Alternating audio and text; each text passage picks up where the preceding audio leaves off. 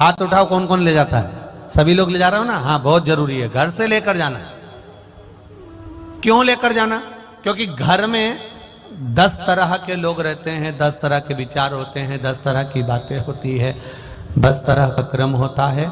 जब हम घर से एक लोटा जल देवाधिदेव महादेव को चढ़ाना प्रारंभ करते हैं, घर का नहीं जान बताएं, पर परिंडे में से, हंडे में से, मटके में से एक लोटा जल जाता है। हम नहीं बोलते महादेव को, पर महादेव उस जल को देखकर पहचान जाते हैं कि इसने तकलीफ किया है। को बता, केवल जल दे। आप तो द्वारका के, आप तो गुजरात के निवासी हो।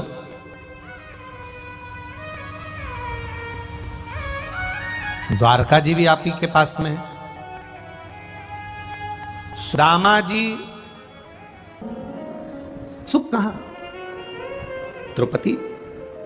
सत्यभामा जी के मन में भाव आ गया, सत्यभामा जी के हृदय में यह भाव आया कि जरा मैं द्रौपदी से पूछूंगी कि तेरे पास कौन सी जड़ी बूटी है, तेरे पास में कौन सी बबूती है, तेरे पास में ऐसा क्या है जो तेरे 5 पति तेरे कहने पर चलते हैं, जरा मैं भी तो सुनूं द्रौपदी से।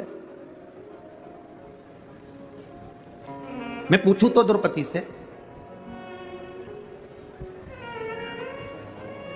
सत्यभामा जी द्रौपदी के पास गई और द्रौपदी से जाकर पूछा, द्रौपदी हमारा एक पति भगवान कृष्ण हमारे कहने पर नहीं चलते, तेरे 5 पति तेरे कहने पर चलते हैं, उसका कारण क्या है?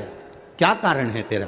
तब द्रौपदी ने कहा, मैं तो ये नहीं जानती कि मेरे पति कहने में चलते कि नहीं चलते, पर इतना जरूर है, जब मैं विवाह कर कर पहली बार आई और शादी कर कर मैं पहली बार आई और मेरी सास ने मेरे पतियों से कह दिया, पतियों ने कहा मां देखो हम क्या लाए हैं, और मां ने कह दिया कि 5 बांट लो। मेरे सामने 5 पतियों ने आकर कहा हम क्षमा चाहते हैं, मेरी मां का आदेश है कि आपको बांटा जाए 5 के बीच में। द्रौपदी कहती है आपकी मां का आदेश है तो वो मां केवल आपकी नहीं, मैं शादी करके आपके घर आ गई हूं तो वो मां मेरी भी है, उसका आदेश मानना मेरा भी काम है। मैंने इनके पति का, इनकी माता का सम्मान करा। जो नारी अपने पति की माता का सम्मान करती है, अपनी सास का सम्मान करती है, ससुर का सम्मान करती है, आदर के शब्द बोलती है, सत्कार के शब्द बोलती है, घर में बुजुर्गों से इज्जत से बोला जाता है, सम्मान से बोला जाता है। अगर नारी सम्मान के शब्दों से अगर वो पति की माता पिता का आदर कर रही है तो उसका पति पत्नी का आदर करता है और पत्नी के कहने पर चलता है। जब वो मेरे माता पिता के कहने पर चल रही है तो मैं वो कितनी सुंदर बात कही कि आप